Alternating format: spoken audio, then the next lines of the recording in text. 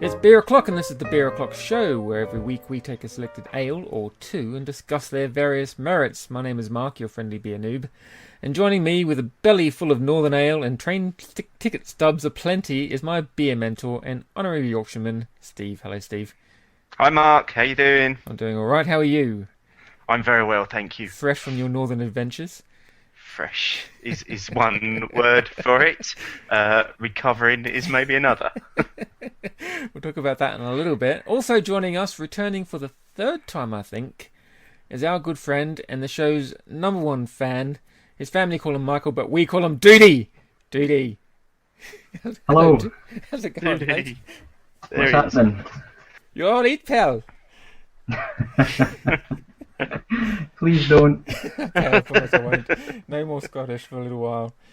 Oh dear. Doody's joining us for some very special beers tonight, but before we get to those, on Saturday we had our second Beer O'Clock show pub crawl. We had the Crimbo crawl before Christmas, and this weekend Steve was in Sheffield for a little get together. So tell us, we've got a blog about the whole thing. But Steve, give us an audio summary. An audio summary. Okay, I'll try and keep this as short as possible. A couple of things that just to mention. Firstly, I managed to keep the majority of the group together until the end, which was a first. And secondly, we actually made it to the end this time, although we did make a couple of alterations en route. But it was a great day out. Actually, we had a good group of people. I think we had about 12, 14 people in the end that came out on the crawl. As you say, there's a blog on the website that tells you the route and the various beers that we drank, but the particular highlights were the Harlequin, where we had the world's best beef sandwich, which was just chunks of thick beef in big thick white bread that there were about 8 of these sandwiches on the bar when we walked in. They were sort of wrapped in cling film, and literally our crew wiped them out of the beef sandwiches. And bearing in mind that was only the third drink we were on. I think there was in need of some refueling at that stage. And then really just working our way around just to some amazing pubs with really, really good beer. I was probably 90% on the cask at the weekend because the offerings were just so good. A couple of places we went into were actual brew pubs as well, so they had microbreweries attached to them, or breweries that they were the tap house for.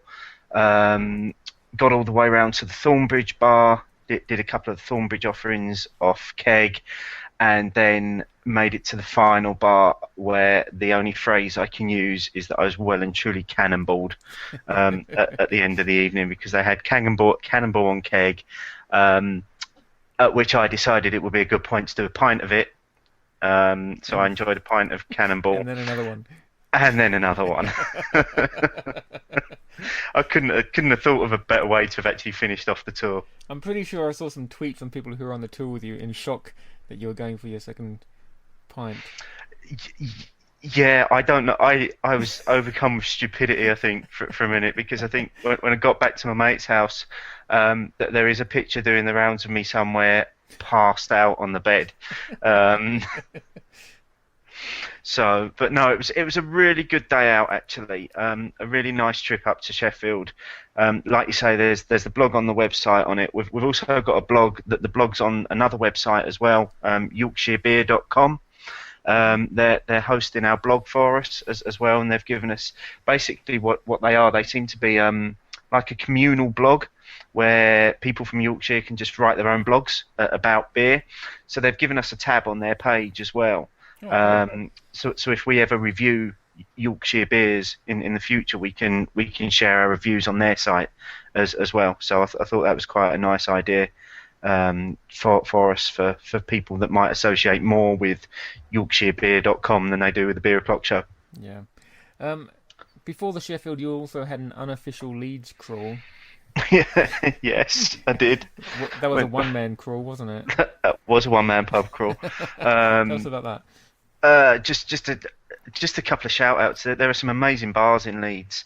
The North Bar I started off my little one-man crawl in there because I'd heard a rumour that they had fresh Canonball on as well, and I discovered that up there. It had only been delivered that afternoon, so started off there, and then I popped into Brewdog in Leeds, which is a tiny little place compared to the ones in London. Had a quick one in there, and then I spent most of my evening in a place called Friends of Ham, which is pretty much like a deli that sells meats and hams, but then has 9 taps of pretty much the best beer that you can imagine. So they had 2 Magic Rock beers on. There were a few other offerings as well, and I just stayed in there. I was chatting to some random guy at the bar by the name of Bailey. So Bailey, if you are listening to this, mate, hi. Yeah, that was a good night we had, just sat chatting at the bar. And then I headed round to the Leeds Brewery tap house, which was just round the corner, where they were doing a Meet the Brewer, and I got to meet Ian from Brass Castle Brewery. He was just on his way out because I'd left it quite late to get there, but I did manage to share at least half a pint with him, and really nice cask offerings from Brass Castle. So keep your eye out for that brewery, because I think they've just launched and they're about to make quite a name for themselves. Cool. Okay, well, it seems like you had your fill of beer over the weekend. Just a little bit, yes. Doody, what have you drunk lately, mate, that you think is worth mentioning? Last weekend wasn't very good beer-wise. Friday night I had a few Piston Head lagers, which is quite nice, but it's not amazing. And then Saturday night I was out at a family meal where it was either Belhaven Best or Guinness. So I was sitting drinking Belhaven Best, checking Twitter and seeing Steve on Pints of Cannonball. I'm pretty sure I sent a tweet at one point to him saying, please just stop. But by that point, mate, I was beyond stopping, honestly. Anything else that you've had in the last couple of weeks? Or whatever you think is worth mentioning? Anything special? Can't really remember anything past last weekend. Fair enough. Last week I did have a Cooper's Original Pale Ale in a pub, and it was the green label one. Yeah, it was disgusting. You didn't like it? No, I couldn't even finish it. It was that bad. Yeah, the Cooper's Red is much better. So if you it might have been on the label they recommend pouring in the sediment, and maybe if I didn't pour in the sediment it would have been a bit more manageable. But it was honestly the only word to describe it was disgusting. Have you had the Cooper's Red before? No, that was the first Cooper's that I've ever had. Their sparkling one, it's really sparkling, and I really like it myself. I think Steve you found it pretty nice enough, didn't you? Yeah, but the problem was I'd already done about 5 beers by the time I got to it, and my palate was shot. So it is a beer that I need to revisit and give it a proper go. Yeah, you can get it in Waitrose and stuff. It's quite easy to get over here. I tweeted on the weekend saying, does anyone in the UK sell Australian beers that aren't Coopers? Because it seems everywhere that sells Coopers. But I found a couple of places that do Aussie beers. So I'll be doing some investigations myself. My beer choice on the weekend was mainly stuff that I've had before. I had that Against the Grain by World Top, which is the gluten-free ale, which wasn't too bad. And Ram's Head IPA from Fordham Brewing I had last night, which is very nice. Is that any good? Because I've still got one of those from that stash that we got. Considering it's what, 7.5%, it's really easy going. Really nice. And I look forward to that one. Had the Night of the Garter Windsor in Eton last night as well, which I've had on tap before. And it's at 3.5% or something. It's quite easy. 3.8, yeah. So that's been mine. Oh, I had a Wild Swan by Thornbridge, which I almost rolled on the ground in delight over. Yeah, you did get quite excited over that, didn't you? It's so nice, yeah.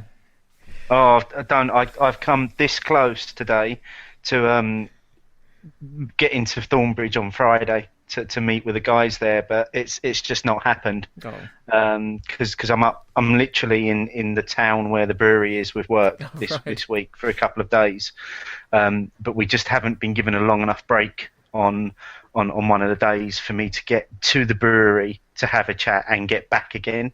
I've just about got time to get to the brewery shop, empty it, and then get back. So, but hopefully we're going to line something up for probably next season to do with Thornbridge. Cool. I like Thornbridge beers. I'll tell you what, I really enjoyed Dada's on Saturday night, which was their bar that we went into in Sheffield. Pretty much exclusively Thornbridge on keg and cask in there. An amazing bottled selection. I had a couple of really cracking ones as well from there. I had the Colorado Red, which has only just been released, and also the Chiron as well, which again was a real stunning effort. Really good beers. Cool. Okay, and another brewery that we quite like is the one that's provided the beers for this week. Steve, I don't know if you've tried these yet. I know Doody's already tucked into his. He's going for a second round with us right now. Harviestoun, which is a lovely Scottish brewery, which I'm sure everyone listening to this knows about, and they very kindly sent us some samples of some maybe like 2 feet high's worth of samples. Yeah. Now these are new beers, aren't they? They are. They've only just been released. I think they were officially released just before Christmas, but they've gone on sale properly sort of beginning of January. Yeah.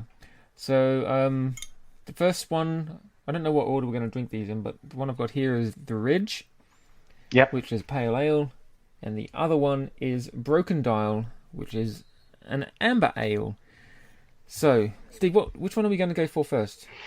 Well, most people that seem to have done these seem to have gone the Ridge and then Broken Dial, and I assume that's because they've gone for going from a pale ale to a darker ale. Mm-hmm. But I've always kind of gone with the ethos of you go up the ABVs. Yep. So I reckon we do Broken Dial first. Okay. Because it's 4.5 as opposed to 5%. Yeah. So let's do that, and then let's tuck into the Ridge. I reckon. Sounds good to me. Okay. Great. Now you haven't tried this before yet, have you, Steve? I've not. No, I've managed to abstain from trying. Doody. Some of us can abstain, Michael. Right. Let's crack it open and have a sniff, have a pour. Right, that is a lovely looking glass of beer. Just smells like a fairly standard dark beer. Yeah. There's nothing special coming out of the bottle of it at the moment. In the glass, that's a different thing though. Yeah, there's picking up more of the hoppy aromas in there. Some fruit, some spices, a little bit of pine. Obviously, it's been released into the glass, and those flavours have come flooding out, I think. Mm-hmm. Well, how about we've got 2 bottles to get through, so let's crack into this one, shall we? All right, okay. Cheers. Cheers, boys. Cheers, boys. Cheers. That's quite bitter. I find this more woody than fruity. How about you, Doody? It's really bitter. Yeah. Really, it's got a huge kick for 4.5%. Yeah, very bitter for the ABV, like Doody said. Yeah. Quite a thick profile to it, I think. And I'm not getting the fruits from it. I'm not getting any fruits from it. There's fruits from the aroma, but like I say, just getting sort of earthy, sort of bitterness coming through on the flavour. Yeah. I don't know if I'm wrong about golden ales, but I would expect the golden ale to be a little lighter than this. To maybe not be so bitter. Or am I wrong? I think. Well, interesting. This is an amber ale. Oh, amber ale. Yeah. Okay. And I'm wrong there. And their bitter and twisted is a golden ale, but they're the same colour. I think from my memory, I'm pretty sure bitter and twisted is a similar sort of colour to that. It's quite a dark beer. No, I'm sure Bitter and Twisted is much lighter. Oh, it's been a while since I've had it. Clearly. I had a couple of weeks ago, but I just drank them out the bottle. But I'm sure it is a lot lighter than this. Now, educate me. Golden ales, amber ales, is that purely indicative of the colour of the beer, or is it describing a style of beer? Doody, you're the brewer. I think it mostly is colour, but amber ales and golden ales do have certain characteristics that are indicative of the different styles.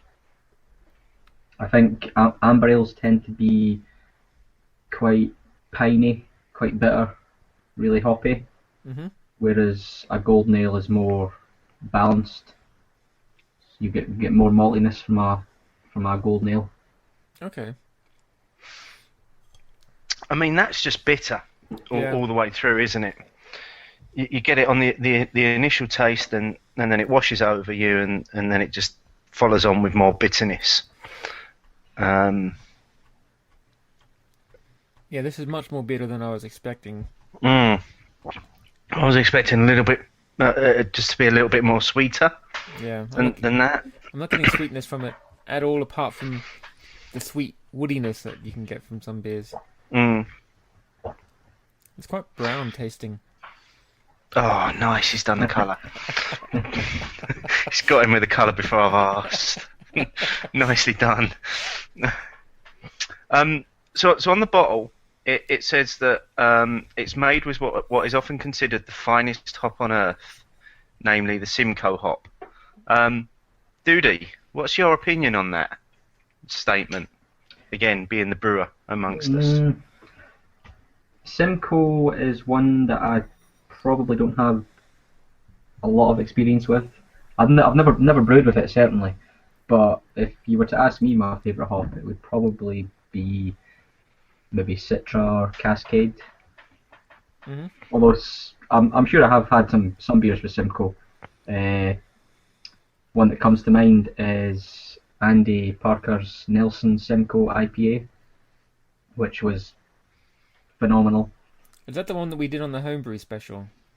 No. But it was the one that I awarded my best UK bottled beer in my Golden Pints to. You're a proper Andy fanboy, though. It was that good. Number one fan of Andy Parker as well, as the beer culture. Well, he's got taste, what can I say? Exactly.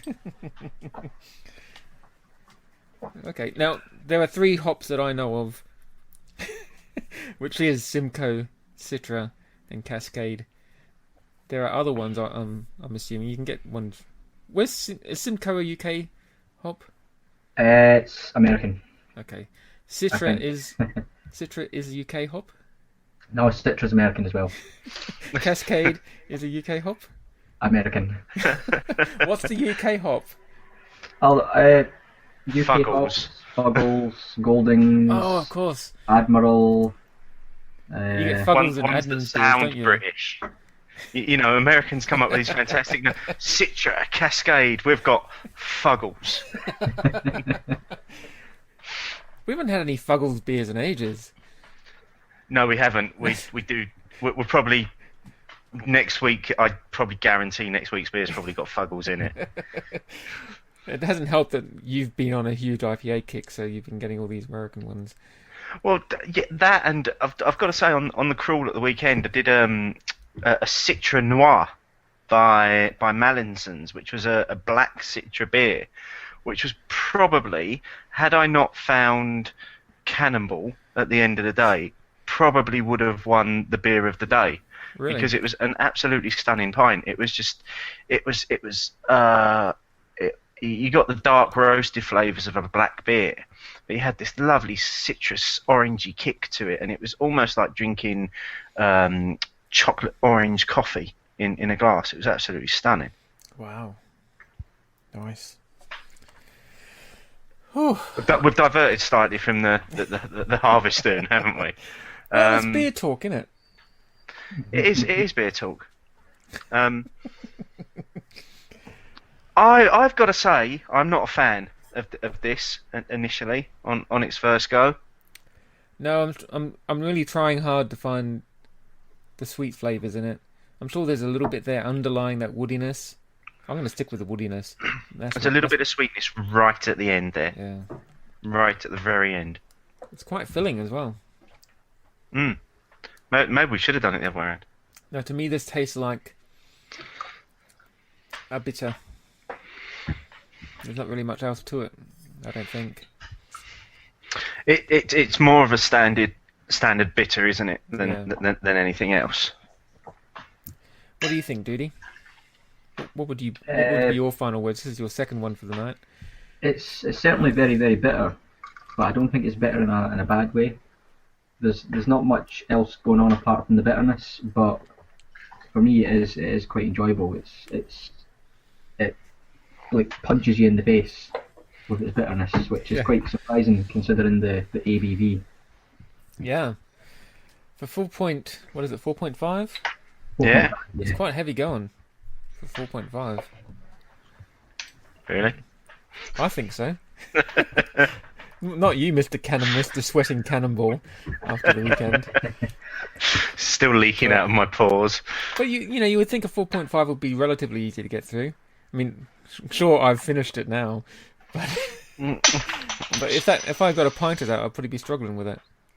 I think I'd struggle with a pint of that because I think one of the things you said it's actually it comes across as being quite thick. Yeah. I mean, I'm gonna say I'll probably try it again because I've got a shitload of it in a box upstairs.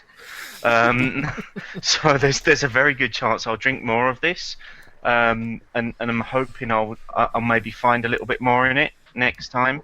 Might have been a little bit cold still from bringing it in from the garden, but just bitterness for me and not really a lot to balance it out. Anyway, Doody, have you finished yours, mate? Yes. Okay, so we have another one lined up. Before we do that, can I just mention something? Sure. Just seamless and all that. Harviestoun are actually running a competition at the moment for they're giving away 2 tickets to Craft Beer Rising, which is in London from the 21st to the 23rd of Feb. It's one of those simple fill out a form, submit your email address, and you get picked out by a random number generator or something more advanced than we use. But you can win tickets to that, so you can check that out at blog.harviestoun.com. And if you can't find that, if you don't know how to spell Harviestoun, just type in Harviestoun into Google and then click on blog when you get to their website. But it's worth checking it out. 2 free tickets to Craft Beer Rising somewhere in London. Guessing probably in Hackney somewhere, seeing as that's where everything seems to go on in London these days. Yeah. So it's worth giving that a check out. And if you see a really chatty South African there, that's our mate Sean. Yes, say hi to him for us. Look after him. Yeah. Oh, I have to say, one good thing about the Broken Dial, it's very smooth on the belch. Always good. Always good. Right, let's get on to our second beer, which is a pale ale, 5.0%. That's, in other words, 5% ABV. Hoppy, refined and balanced. This one's called The Ridge. This will be tied into our own little competition, which we'll talk about in a little bit. But let's get into it. Again, I'm not really getting a lot out of the bottle in terms of aromas. I am. A really weird smell. Okay, this is a much lighter colour. Much more lagery sort of colour to it, I think. Sort of consistency. Yeah. Not overly carbonated. No, there's not very much carbonation there at all. I like the look of that. There's a few bubbles in there, but it's not going nuts. No, it's kind of like a golden straw colour. Light head. Only a little head. You don't mind a little head. Behave yourself, lads. How dare you? It's been a while since we've been there, isn't This is it? the family podcast. That smell of it, I'm not sure I like that smell. I'm getting this really weird smell. Right, now you know what? What? It says that it's been brewed using American and British hops.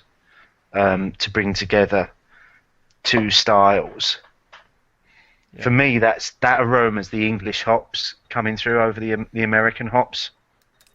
It's the earthiness of the English hops rather than the sweet citrusiness of the American. But I was expecting a bit more aroma wise. There's a really weird grassy aroma to it. I think that's something I always picked up from English hops, was it had like the smell of fields to it. Yeah. That's a strong characteristic of English hops, is that earthy, fieldy, outsidey smell. Yeah, it's kind of like a damp grass smell to it. Not a big fan.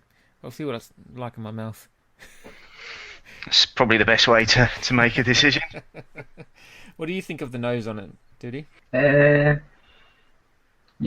definitely grassy, earthy aromas coming off it, which would be the English hops. Yeah. The bottle doesn't say which it uses, but I would guess at something like Goldings. Right. Well, let's get into our final bottle of the night. Cheers again. Cheers. Yep. Cheers. Here we go. Second one down. I don't know that I'm sure about that. It's quite smooth. Nice little tingle of bitterness there, but not much character so far. No, it feels a bit. It's got a flavour that feels fizzy, although it's not. What do you think, Doody? Good carbonation, good level of bitterness, a nice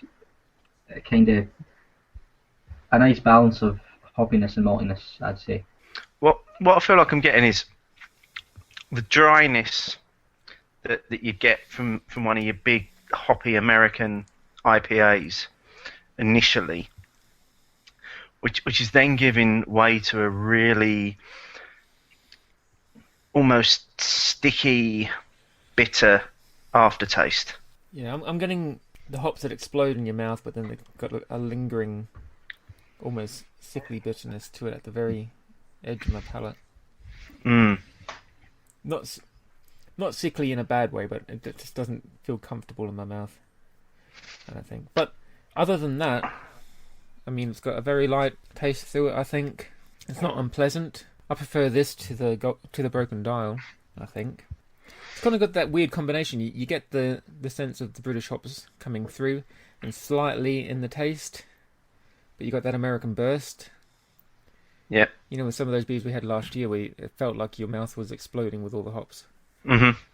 Get that kind of effect with this one, but with the nice, even, balanced English style pale ale in there.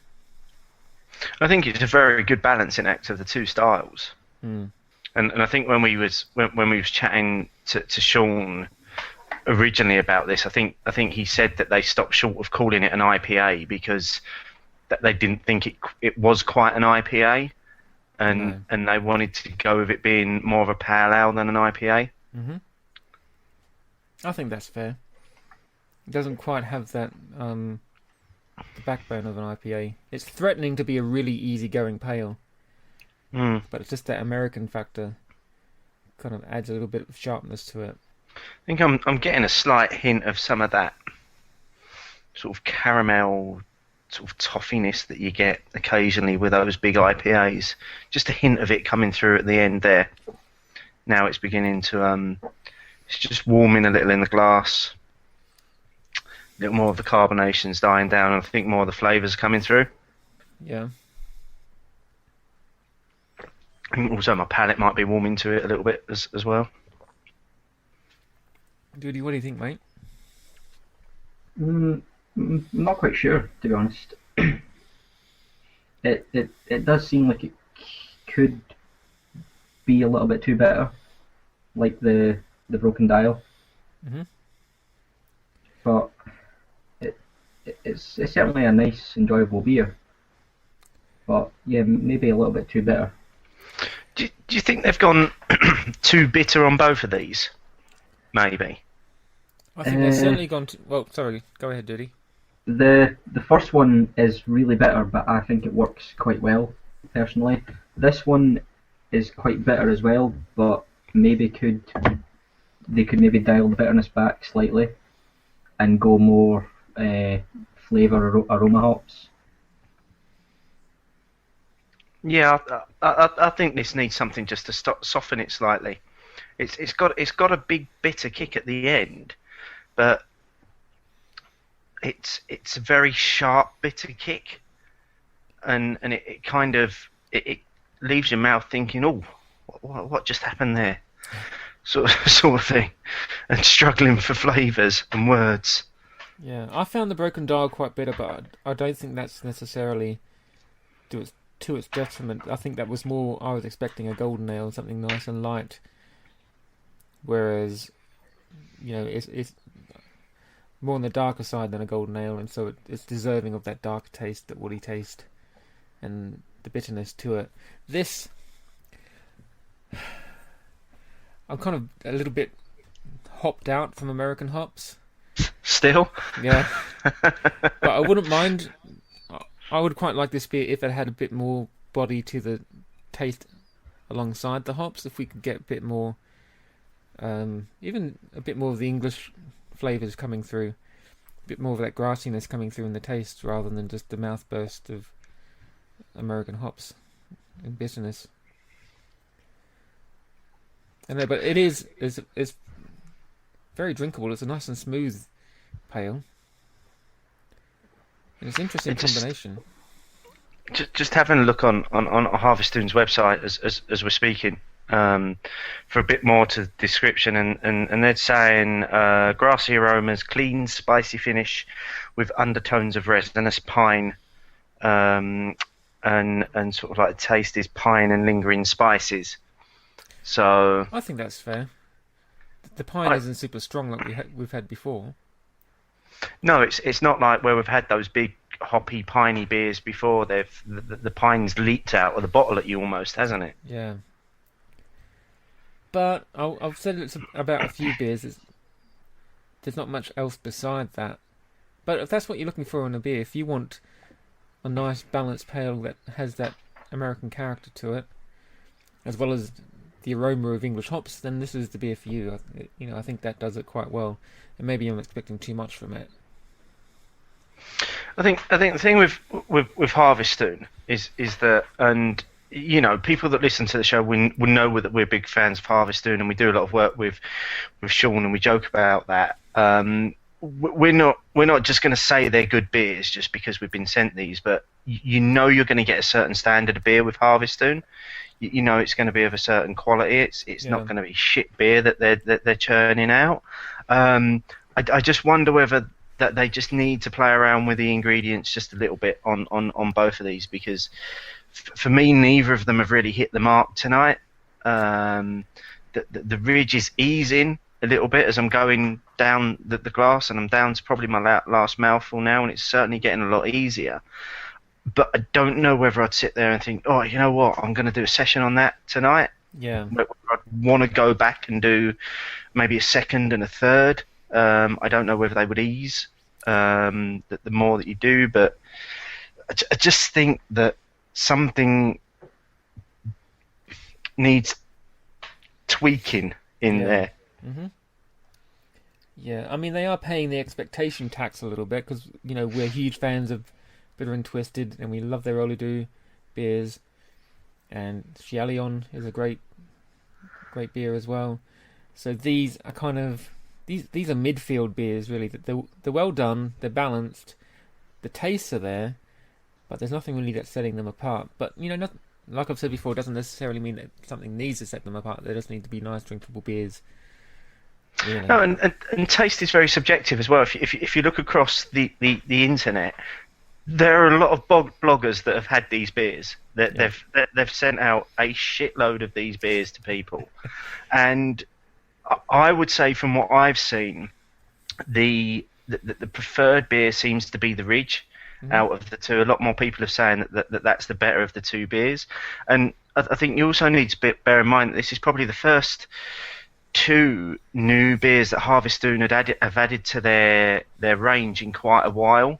Yeah. Now, so this is quite a step for them to be adding new beers to their core range. Doody, let me get your final thoughts on these beers. Broken Dial is very, very bitter. Much more bitter than you would expect for a 4.5% beer. but it's not a bad thing. I think it works quite well for that style of beer, and it is very, very enjoyable.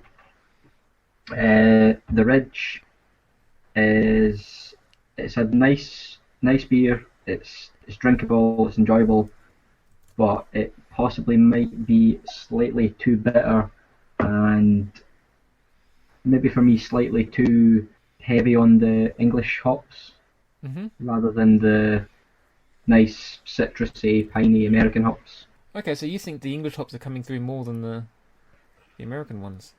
Yeah, certainly on the aroma and yeah, definitely on the taste. Okay, because on the aroma I'm getting the English hops more, but on the taste I'm getting the American ones more. I think on the taste, I'm just getting that a bitterness and then a like a grassiness. Okay. So maybe going a bit heavier on the Amarillo would balance it a bit more, maybe. Yeah. Steve, we lost you just as you were talking about Shialion. Yeah, I know. I went on a proper. Wasn't even a rant. It was almost like a State of the Nation address that I finished there, and realised halfway through that my little videos at the bottom had frozen, and I was like, "Damn it!"